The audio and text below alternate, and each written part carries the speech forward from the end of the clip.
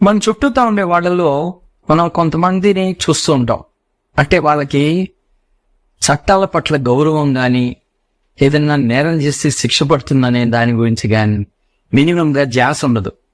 అలానే కొంతమంది పక్క వాళ్ళ జీవితాల్లోకి చుచ్చుకుదం చేస్తుంటారు అనమాట. అంటే పక్క వాళ్ళ కంఫర్ట్ ఏంటి, వాళ్ళ కంఫర్ట్ లెవెల్ మనం ఎన్క్రోచ్ చేస్తున్నామా, ట్రెస్ పాసర్స్ అని చెప్పేసి అంటాం. అంటే పక్క వాళ్ళు అంటే పర్మిషన్ లేకుండా పక్క వాళ్ళ జీవితాల్లోకి వచ్చేసేయడము, పక్క వాళ్ళ జీవితాలకు సంబంధించిన నిర్ణయం తీసుకోవడం, ఇలా పక్క వాళ్ళ యొక్క రైట్స్ కి కంఫర్ట్స్ కి మినిమం గా ప్రాధాన్యత ఇవ్వకుండా వాళ్ళని చేయదలుచుకుని వాళ్ళని చేసేస్తూ ఉండడం, ఇలాంటి వాళ్ళని చూస్తుంటాం. సహజంగా ఇటువంటి వాళ్ళలో ఇంకొక ముఖ్యమైన విషయం ఏంటంటే, వాళ్ళు ఏదైనా తప్పు చేశారు, దానికి సంబంధించి మినిమం గా వాళ్ళు పశ్చాత్తాపడటం కానీ, విచారం ఫీల్ అవ్వడం కానీ, విచారం వ్యక్తం చేయడం కానీ అది మినిమం గా ఉండదన్నమాట. నేను కరెక్ట్ గానే ఉన్నాను, నేను అన్ని కరెక్ట్ గానే చేస్తాను, నా పరిస్థితులు ఎవరున్నా సరే ఇట్లానే చేస్తారు అనేది తప్ప, నేను తప్పు చేశాను, నా వలన పక్క వాళ్ళకి ప్రాబ్లం వచ్చింది, పక్క వాళ్ళు ఇలా కష్టపడ్డారు, ఇట్లాంటివి మినిమం గా మనం చూడమన్నమాట. సో ఈ మెంటాలిటీ కలిగిన వాళ్ళు సహజంగా ఏ పర్సనాలిటీ డిజార్డర్ లో ఇలా జరుగుతుంది, వీళ్ళ ఇతర లక్షణాలు ఎలా ఉంటాయి, అట్ ది సేమ్ టైం వీళ్ళ యొక్క ప్రవర్తన సరళి ఎలా ఉంటుంది, అలానే ఫేస్ రీడింగ్ కానీ, వీళ్ళని చూడడం ద్వారా వీళ్ళని గుర్తించడం ఎలాగో, అట్లాగే వీళ్ళు రైటింగ్ ని బట్టి, వీళ్ళ యొక్క రాతని బట్టి మనం ఎట్లా పట్టుకోవచ్చు, అలానే దీనికి సంబంధించిన హోమియోపతి గురించి ఈరోజు తెలుసుకుందాం. Welcome to genuine homeopathy. ఇక్కడ పర్టికులర్ గా యాంటీ సోషల్ పర్సనాలిటీ డిజార్డర్ అనే దాని గురించి ఈరోజు డిస్కస్ చేద్దాం. ఇక్కడ మెయిన్ గా చూస్తే ఇది సహజంగా ఎవరిలో మనం అనుమానించాల్సి వస్తుంది ఇది అంటే, స్వతహాగా కొంతమంది చిన్న వయసు నుంచే మనం చూస్తుంటాం, పిల్లలు దొంగతనం చేయడము, అబద్ధాలు చెప్తూ ఉండడం, ఇలాంటివి చూస్తుంటాం. అంటే ఏదో తల్లిదండ్రులు తిడతారని చెప్పేసి ఏదో చిన్న విషయాలకి అబద్ధాలు అనడం, ఇట్లాంటివి తీసి పక్కన పెడితే, అంటే ఆ వయసుకి కొద్దిగా పెద్ద విషయాలకు సంబంధించి తప్పులు చేయడం, దాన్ని వాళ్ళు కవర్ చేసుకునే ప్రాసెస్ లో అబద్ధాలు అనడం అనేది ఇక్కడ మనం చూసుకోవాలన్నమాట. అండ్ సహజంగా ఈ యాంటీ సోషల్ పర్సనాలిటీ డిజార్డర్ అనేది ఎక్కువగా మగవాళ్ళలో చూస్తుంటాం అనమాట, ఆడవాళ్ళతో పోలిస్తే. అండ్ వీళ్ళని మామూలుగా చూస్తే సోషియోపాత్స్ అని, సైకోపాత్స్ అని చెప్పేసి చెప్తుంటాం. సామాన్య పరిభాషలో చెప్పాలంటే సైకోస్ అని చెప్పేసి అంటుంటాం, సైకో కిల్లర్స్ అని చెప్పేసి సహజంగా మనం చూస్తుంటాం. ఈ థ్రిల్లర్ మూవీస్ లో ఇలాంటి వాటిలో వీళ్ళ గురించి చూపిస్తుంటారు. అయితే నేను ఈ పాయింట్ చెప్పిన వెంటనే సహజంగా అందరికీ అనిపించేది ఏంటంటే, అది చాలా రేర్ కదా, ఎక్కడో ఉంటారు ఇలాంటి వాళ్ళు, వాళ్ళ గురించి మనకేంటి అనేది ఒక ఆలోచన వస్తుంది అనమాట. కానీ దీని ఒక లక్షణాలను కనుక చూస్తే, అంటే మనకి సినిమాలో చూపించేది అనేది ఎక్స్ట్రీమ్ డిగ్రీ అనమాట. అంటే వాళ్ళు అలా సీరియల్ కిల్లర్స్ గా వరుస హత్యను చూస్తుండడం, వాళ్ళ యొక్క సాడిస్టిక్ బిహేవియర్ తో చుట్టుపక్కల వాళ్ళకి హాని కలిగించడం, ఈ రకమైన నేచర్ అది ఎక్స్ట్రీమ్ డిగ్రీ అనమాట. బట్ దానికన్నా తక్కువ స్థాయిలో ఖచ్చితంగా వీళ్ళు మన మధ్య తిరిగే వాళ్ళలో చాలా మందికి ఈ విధమైన పర్సనాలిటీ డిజార్డర్ అనేది చూస్తుంటాం. ఎందుకంటే ముఖ్యంగా ఇప్పుడు మనం సహజంగా తరచుగా వింటూ ఉంటాం, అంటే ఆస్తి కోసం అని చెప్పి తల్లిదండ్రులు కొట్టారని చెప్పేసి, లేదంటే వాళ్ళ మీద ఫిజికల్ వైలెన్స్ కి దిగారు అని చెప్పేసి, ఇట్లాంటివి మనం సహజంగా చూస్తుంటాం అనమాట. సో వీళ్ళందరిలోనూ మనం ఖచ్చితంగా ఈ పర్సనాలిటీ డిజార్డర్ ని సస్పెక్ట్ చేయాలన్నమాట. అండ్ మెయిన్ గా అసలు ఇది తెలుసుకోవడం, అంటే దీని యొక్క ఇతర లక్షణాలు తెలుసుకోవడం, వాళ్ళ యొక్క ప్రవర్తన సరళి ఎలా ఉంటుంది అనేది తెలుసుకోవడం ద్వారా మనం ఇక్కడ అంటే చాలా ప్రమాదకరమైన ఇండివిజువల్స్ అనమాట వీళ్ళు. సో ఇటువంటి వాళ్ళకి వీళ్ళంత దూరంగా ఉండడం అనేది ఒకటి. అలా కాకుండా ఇటువంటి మనస్తత్వం కలిగిన వాళ్ళు, ఈ పర్సనాలిటీ డిజార్డర్ కలిగిన వాళ్ళు మనకి దగ్గర వాళ్ళు అయితే ఖచ్చితంగా మనం ట్రీట్మెంట్ మెథడ్స్ గురించి ఆలోచించాలి. మరీ ముఖ్యంగా చాలా చిన్న వయసులోనే దీన్ని డిటెక్ట్ చేసి చిన్న వయసులోనే ట్రీట్మెంట్ చేస్తే ఫ్యూచర్ లో ఇటువంటి, అంటే చెప్పాలి అంటే వీళ్ళు క్రిమినల్స్ కింద తయారయ్యే స్వభావం కలిగిన వాళ్ళు అనమాట. సో ఈ క్రిమినల్ కింద తయారవడము అంటే ఇక్కడ పాయింట్ ఏంటి అంటే, చట్ట పరిధిలో వీళ్ళు దొరికిపోయి ఆ నేరానికి శిక్ష పడితే క్రిమినల్స్, ప్రిజనర్స్ అని చెప్పేసి మాట్లాడతాం మనం. కానీ ఆ స్థాయి కన్నా తక్కువ లెవెల్లో మనం చుట్టూతో ఉండే చాలా మందిలో ఈ గుణాన్ని మనం చూస్తాం అనమాట, ఈ స్వభావాన్ని మనం చూస్తుంటాం. సో మెయిన్ గా అందుకుని ఈ పర్సనాలిటీ డిజార్డర్ గురించి ఖచ్చితంగా మనం అవగాహన పెంచుకోవాలన్నమాట. సో మెయిన్ గా చూస్తే ఇటువంటి వాళ్ళు ఎక్కడ చూస్తాము అంటే, వీళ్ళు ఈ పేరెంటింగ్ రెస్పాన్సిబిలిటీని కానీ, వాళ్ళు ఉద్యోగాలు చేసే దీంట్లో కానీ వాళ్ళకి ఆ రెస్పాన్సిబిలిటీ ఫీల్ అవ్వాలన్నమాట. అంటే ఒక చోట మనం ఉద్యోగంలో ఉన్నాము, మనం వాళ్ళకి we are paid for that and we need to do our services. So వాళ్ళకి అవతల వాళ్ళు మనకి పే చేస్తున్నారు మనం చేసే పనికి. సో మనం దానికి అనుగుణంగా బాధ్యతాయుతంగా అవతల వాళ్ళకి మన నుంచి ఏదైతే కోరుకుంటున్నారో అది చేయడం అనేది చాలా ఇంపార్టెంట్. అలానే తల్లిదండ్రులు ఉంటారు, వాళ్ళు పెళ్లి చేసుకుంటారు, పిల్లలకి అంటూ ఉంటారు. సో పెళ్లి చేసుకున్నాక నాకు ఒక బాధ్యత ఉంది, నాకు ఒక కుటుంబం ఉంది, నా భార్య ఉంది, ఆమెకు కావాల్సింది అన్ని చూసుకోవాలి, అలానే పిల్లల్ని కన్నాము, వాళ్ళకి సంబంధించినవన్నీ కూడా చక్కగా చూసుకోవాలి అనేది మెయిన్ థింకింగ్ అన్నమాట. సో ఈ యాటిట్యూడ్ ఎప్పుడైతే ఉండదో వీళ్ళు ఈ పర్సనాలిటీ డిజార్డర్ కలిగిన వాళ్ళగా మనం గుర్తించాలన్నమాట. మినిమం గా రెస్పాన్సిబిలిటీ లేకుండా, అంటే ఎక్కడ పడితే అక్కడ అప్పులు చేసేస్తూ ఉండడం, సరైన సంపాదన లేకుండా, సేవింగ్ సరిగ్గా లేకుండా, అంటే సంపాదన సరిగ్గా లేని వాళ్ళు కొంతమంది, సేవింగ్ సరిగ్గా చేయకుండా దుబారా ఖర్చును పెట్టేవాళ్ళు కొంతమంది. సో ఈ ప్రాసెస్ లో కుటుంబాన్ని రోడ్డును పడేయడం అని చెప్పేసి అంటాం. అంటే వీళ్ళ యొక్క అనాలోచితమైన ఖర్చుల ద్వారా, అనాలోచితమైన జీవన విధానం ద్వారా కుటుంబాన్ని రోడ్డును పడేసే పరిస్థితులు వస్తాయి. పిల్లల భవిష్యత్తుని వాళ్ళు ఖచ్చితంగా దెబ్బతీసిన వాళ్ళుగా ఉంటారనమాట. సో ఇటువంటి పర్సనాలిటీ డిజార్డర్ ఉండే వాళ్ళని మనం ఖచ్చితంగా జాగ్రత్తగా పరిశీలించాలన్నమాట. ఎందుకంటే ఇటువంటి నేచర్ ఉండేవాళ్ళు మన మధ్య చాలా మంది ఉంటారు. ఖచ్చితంగా మనం వాటిని దృష్టిలోకి తీసుకోవాలి. అండ్ ఇక్కడ వీళ్ళ యొక్క ఇతర లక్షణాలకు సంబంధించి ఏంటంటే, వీళ్ళు పక్క వాళ్ళ అవసరాలకి సంబంధించి మినిమం గా వీళ్ళకి స్పృహ ఉండదన్నమాట. ఎంతసేపు నేను నా కోసం, అంటే ఇప్పుడు వాళ్ళు అనుకున్నది నెరవేరడం గురించి వీళ్ళు పక్క వాళ్ళని మ్యానిపులేట్ చేసేస్తారనమాట. అది మోసం ద్వారా చేశారా, లేదంటే కొన్నిసార్లు బెదిరించడం, భయపెట్టడం ద్వారా సాధించారా అనేది తప్ప వీళ్ళకి కావాల్సింది జరగడం అనేది వాళ్ళు చూసుకుంటూ ఉంటారు అన్నమాట. వీళ్ళు డబ్బులు కావాలి, దానికోసం ఎంత దూరమైనా వెళ్తారు, అవతల వాళ్ళకి అబద్ధాలు చెప్తారు, మోసాలు చేస్తారు, దొంగతనం చేస్తారు, కానీ వీళ్ళ పని అయిపోవాలి. లేదు కొన్నిసార్లు వచ్చేసి చంపేస్తాను అది ఇది అని చెప్పేసి వీళ్ళు బెదిరించి అవతల వాళ్ళ నుంచి వీళ్ళు కోరుకున్న డబ్బునో లేదంటే ఆస్తినో ఇట్లాంటివి పొందడం జరుగుతూ ఉంటుందన్నమాట. ఇక్కడ ఇంకొక లక్షణంగా చూసి వీళ్ళకి సంబంధించి వీళ్ళకి తప్పుల పట్ల మినిమం గా కన్సిడరేషన్ ఉండదు అనమాట. వాళ్ళు చేసింది తప్పు అనేది ఒప్పుకోవడం గానీ, నెక్స్ట్ దాన్ని చేయకుండా ఉండడం గానీ జరగదు. సో మెయిన్ గా అంటే ఆ అలక్ష్యం అనమాట, నిర్లక్ష్యంగా ఉంటారు. ఏంటైతే నేను ఇలానే ఉంటారు అని చెప్పేసి స్వభావం తప్ప నేను తప్పు చేశాను అని చెప్పి దాని గురించి పశ్చాత్తాపడడం గానీ, దాన్ని మార్చుకునే ప్రయత్నం చేయడం గానీ అస్సలు ఉండదు అనమాట వీళ్ళ దగ్గర. అండ్ ఇది మోస్ట్ యూజువల్ గా వీళ్ళు ఒంటరిగా ఉండేవాళ్ళు ఉంటారు, లోనర్స్ అని చెప్పేసి అంటాం. అంటే వీళ్ళు సహజంగా మ్యారేజ్ కూడా చేసుకోరు. చాలా సందర్భాల్లో మ్యారేజ్ చేసుకుని ఇండివిజువల్స్ ఉంటారు అనమాట. సో అంటే వాళ్ళకి ఆ రెస్పాన్సిబిలిటీ ఫీల్ అవ్వడము, అంటే కుటుంబము, మ్యారేజ్ చేసుకుంటే వచ్చే భార్య, పిల్లలు, ఈ కుటుంబం, ఈ రెస్పాన్సిబిలిటీస్ కూడా ఎప్పుడు వీళ్ళకి పెద్దగా ఇంక్లినేషన్ ఉండదు. కానీ అట్ ది సేమ్ టైం ఒక స్థాయికి తక్కువగా ఉండేవాళ్ళు మ్యారేజెస్ చేసుకుంటారు. కానీ అక్కడ కూడా వాళ్ళు నేను, నా సంతోషం, నా ఇది తప్ప కుటుంబం కోసం ఆలోచించడం కానీ ఇట్లాంటివి మనం చూడమన్నమాట. అండ్ వీళ్ళు ఎట్ టైమ్స్ వీళ్ళు చాలా దూకుడుగా ఉంటారు అనమాట. చాలా దూకుడుగా ఉంటారు, అగ్రెసివ్ ఇండివిజువల్స్ కింద ఉంటారు.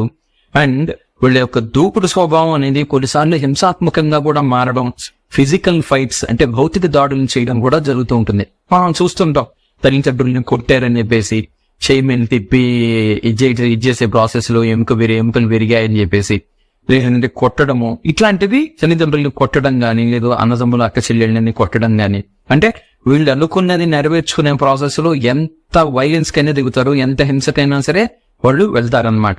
సో ఈ స్వభావం అంటే చెప్తున్నాం కదా, చాలా చిన్న వయసులోనే మనం వీటిని గుర్తించి ఎంత చిన్న వయసులో మనం గనక ట్రీట్మెంట్స్ చేయించుకోవడం గానీ, లేదు వాళ్ళని కౌన్సిల్ చేసుకోవడం గానీ, ఇట్లాంటివి ఎప్పుడైతే చేస్తామో ఖచ్చితంగా దాని మూలంగా బెనిఫిట్స్ తీసుకోవచ్చు అనమాట. అండ్ వీళ్ళు సహజంగా వీళ్ళలో ఆ నేర ప్రవృత్తి ఉంటుంది అని చెప్పేసి అన్నాను కదా. అంటే పక్క వాళ్ళని ఈ హింస పెట్టే ప్రాసెస్ లో ఆ నేర ప్రవృత్తి కొద్దీ వీళ్ళు కొన్నిసార్లు అరెస్ట్ అయ్యే సందర్భాలు కూడా ఉంటాయి. అంటే ఎక్స్ట్రీమ్ డిగ్రీస్ లో కనుక చూస్తే, ఇది గనక పర్సనాలిటీ డిజార్డర్ మరీ తీవ్రంగా ఉన్న సందర్భాల్లో తరచుగా వీళ్ళు అరెస్ట్ అవ్వడం, ఏదో ఒక గొడవల్లో ఇన్వాల్వ్ అవ్వడం, లేదంటే పక్క వాళ్ళ మీద హింసాత్మక భౌతిక దాడులకి దిగడం, ఇట్లాంటి వాటి మూలంగా అరెస్ట్లు అయ్యే అవకాశం కూడా ఉంటుందన్నమాట. అండ్ వీళ్ళ సంతోషం కోసం, వీళ్ళ యొక్క ప్రయోజనాలు నెరవేర్చుకోవడం కోసం పక్క వాళ్ళని మ్యానిపులేట్ చేస్తారనమాట. పక్క వాళ్ళని మ్యానిపులేట్ చేసి వీళ్ళు అనుకున్నది నెరవేర్చుకుంటుంటారు. దానికోసం అబద్ధాలు చెప్పారా, దొంగతనాలు చేశారా, బెదిరించారా, ఇట్లా ఏం చేశారు అనేది తప్ప వాళ్ళు అనుకున్నది నెరవేరడం కోసం ఎంత దూరం అయినా సరే వెళ్తారు. అండ్ వీళ్ళకి వచ్చేసి పక్క వాళ్ళ సేఫ్టీ విషయంలో గానీ పక్క వాళ్ళ సేఫ్టీ విషయంలో గానీ మినిమం గా లక్ష్యం ఉండదన్నమాట. అంటే ఈ బండ్లు నడిపేటప్పుడు కానీ, కార్లు నడిపేటప్పుడు కానీ, లేదంటే 2 వీలర్స్ నడిపేటప్పుడు కానీ వాళ్ళు చాలా స్పీడ్ గా వెళ్ళడం, అంటే పక్క వాళ్ళని ప్రమాదంలో పడేసే విధంగా వీళ్ళు చేసే పనులు ఉంటాయన్నమాట. అట్ ది సేమ్ టైం ఈ ప్రాసెస్ లో వీళ్ళు కూడా చాలా ప్రమాదకరంగా ప్రవర్తిస్తుంటారు, ప్రమాదకరంగా జీవించడం అనేది జరుగుతూ ఉంటుంది. సహజంగా ఈ సింటమ్స్ అన్ని కూడా ఏంటంటే లేట్ టీన్స్ లోను లేదంటే ఎర్లీ 20s లో బాగా మేనిఫెస్ట్ అవుతాయన్నమాట. అంటే ఆ లేట్ టీన్స్ 15+ తర్వాత నెమ్మదిగా మేనిఫెస్ట్ అయ్యి ఎర్లీ 20s లో అది బాగా పీక్స్ కి రీచ్ అయ్యి నెమ్మదిగా 40s అయ్యే టైంకి నెమ్మదిగా తగ్గుతాయి అన్నమాట. సో వీళ్ళకి మనం ఈ నేను చెప్తున్నా కదా, ముందుగా చిన్న వయసులో గుర్తించడం ఎలాగూ అంటే, సహజంగా వీళ్ళు చిన్నప్పుడు ఇటువంటి మనస్తత్వం కలిగిన వాళ్ళు చిన్నప్పుడు చేసే చాలా పనుల్ని మనం సింపుల్ గా అల్లరి కింద కొట్టిపడేస్తూ ఉంటాం అనమాట. బాగా జాగ్రత్తగా చూసుకోవాల్సింది ఏంటంటే, ఏది అల్లరి, ఏది ప్రమాదకరమైన మనస్తత్వంగా ఫ్యూచర్ లో మారబోతోంది అనేది మనం, అంటే పక్క వాళ్ళకి హాని కలిగించే నేచర్, అంటే స్పైట్ఫుల్ నేచర్, మెలీషియస్ నేచర్ అని చెప్పేసి అంటాం. పక్క వాళ్ళకి హాని కలిగించే స్వభావం ఏది అనేది మనం గుర్తించాలన్నమాట. ముఖ్యంగా ఇటువంటి పిల్లలు సహజంగా మనం చూస్తుంటాం. అంటే గ్యాస్ స్టవ్లు వెలిగించి ఏదైనా నిప్పు రాసుకోవడానికి కారణం అవడం కానీ, లేదు కొన్నిసార్లు అగ్గిపెట్టి వెలిగించి పరుపులు కానీ ఇంట్లో వస్తువులు ఏమైనా కాల్ చేయడం కానీ, ఈ ఫైర్ సెట్టింగ్ మెంటాలిటీ ఉన్న పిల్లల్లో మనం ఈ ఫ్యూచర్ లో ఇటువంటి మనస్తత్వాన్ని ఎక్స్పెక్ట్ చేయొచ్చు అనమాట. అంటే ఇవన్నీ కూడా అల్లరి కింద కన్సిడర్ చేస్తాం మనం. ఏదో తెలియక చేశారు పిల్లలు అని చెప్పేసి. సహజంగా పిల్లలు అంటే పిల్లల్లాగా ఉండాలి. పిల్లలు చేసే అల్లరి కూడా చిన్న పిల్లలు చేసే అల్లరి లాగానే ఉండాలి. అంతేగాని అవతల వాళ్ళని ప్రమాదానికి గురి చేసేటట్లుగా వీళ్ళు ప్రమాదాలకి పడే విధంగా ఉండకూడదు అనమాట. అట్ ది సేమ్ టైం వీళ్ళలో ఆ టీజింగ్ నేచర్ అనేది ఎక్కువగా ఉంటుంది అనమాట. చాలా టీజింగ్ నేచర్ ఉంటుంది. అంటే ఉదాహరణకి ఇప్పుడు పెట్ యానిమల్స్ కానీ లేదంటే స్ట్రే యానిమల్స్ కానీ, ఇక్కడ ఖచ్చితంగా వాళ్ళు వాటిని టీజ్ చేయడం, తోకలు పట్టుకుని లాగడం, వాటిని కొట్టడం గాని, రాళ్లతో కొట్టడం, లేదంటే క్యాటపుల్స్ తో కొట్టడం గాని, ఇట్లాంటివి వాటితో ఆ యానిమల్స్ ని వీళ్ళు హింసిస్తూ ఉంటారు అనమాట. అంటే ఆ హింసాత్మక ప్రవృత్తి అనేది ఫస్ట్ గా ఇలాంటి సందర్భాల్లో మనకు కనిపిస్తూ ఉంటుంది అనమాట. అండ్ వీళ్ళకి ఆ బ్యాలెన్స్ అనేది ఉండదు. వాళ్ళు అంటే ఆ కోపం వచ్చింది ఎంత దూరం వెళ్తాననేది తెలియదు. వస్తువులు వాళ్ళు కొట్టేస్తారు, తలుపులు గట్టిగా చేసేస్తారు, అంటే ఎంత చేస్తారు అనేది మనకి ఊహించలేమన్నమాట. అది చిన్న వయసులోనే ఇవి మేనిఫెస్ట్ అవుతాయన్నమాట. ముఖ్యంగా పెట్స్ ని టీజ్ చేసే విషయంలో, అంటే వాటిని రఫ్ గా హ్యాండిల్ చేయడం, మొహాన్ని నీళ్లతో కొట్టడం కానీ, అంటే మన పని నెరవేర్చుకోవడం కోసం వాటిని ఒక సైజుకి హ్యాండిల్ చేసి భయపెట్టి చేయడం అనేది వేరే లెక్క. అలా కాకుండా వాటిని హింసించడమే వీళ్ళ యొక్క మనస్తత్వం కింద.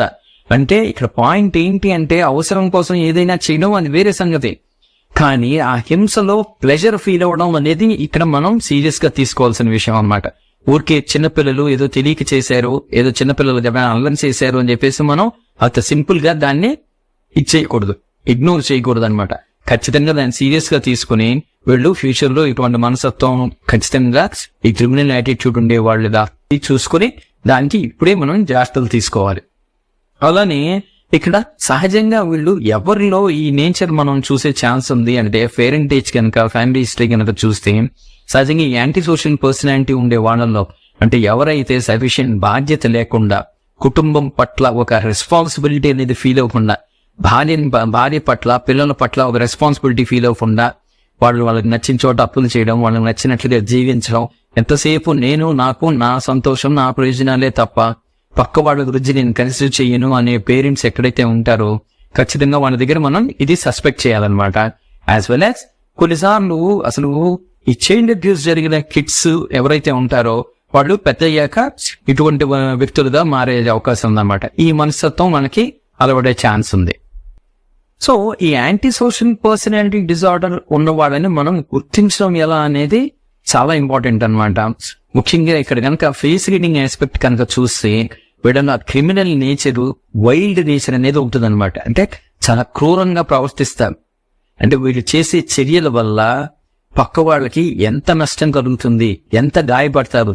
ఇందాక చెప్పుకున్నట్లుగా మనకి ఆ గబుక్కున చెయ్యి మెల్లి తిప్పారు, వెనక్కి తిప్పి ఆ బోన్స్ ఫ్రాక్చర్ అయ్యే ఛాన్స్ ఉంటుంది. లేదంటే వీళ్ళు కోపంలో తంతారు కాళ్ళతోనో, లేదంటే ఏదైనా వస్తువుతో తంతారు, అక్కడ ఎముకలు ఫ్రాక్చర్ అయ్యేంతగా వీళ్ళ యొక్క వైలెన్స్ అనేది ఉంటుందన్నమాట. సో ఇటువంటి వైల్డ్ నేచర్, క్రూయల్ నేచర్ అనేది మనం ఫేస్ రీడింగ్ లో ఖచ్చితంగా తెలుసుకోవచ్చు.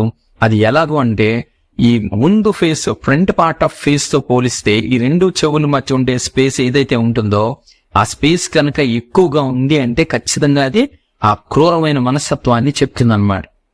సో ఎవరికి గానీ ఆ చెవుల మధ్య స్పేస్ కనుక ఎక్కువగా ఉంది, చెవుల మధ్య, రెండు చెవుల మధ్య, అది వాడి యొక్క వైల్డ్ నేచర్ ని, క్రూయల్ నేచర్ ని, క్రిమినల్ నేచర్ ని మనకి చూడొచ్చు అనమాట.